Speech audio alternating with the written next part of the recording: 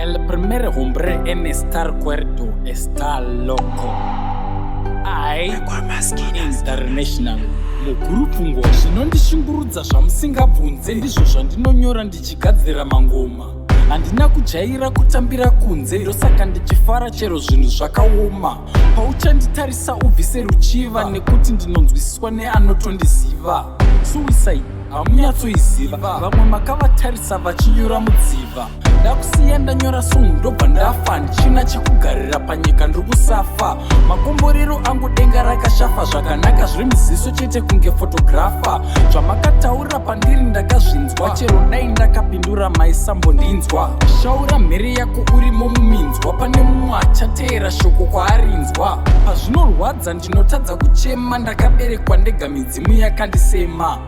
Handingagutsikane nekufema, masango akanditarisa mwana wemutema. Zvaindinakidza kuziva kuvadarika, asi pamwe pacho ndinozosara ndiri ndega.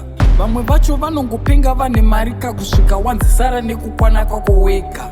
Ndakanokumbira ruzivo ndikapiwa, asi handichazive kuti akandipa ndiani.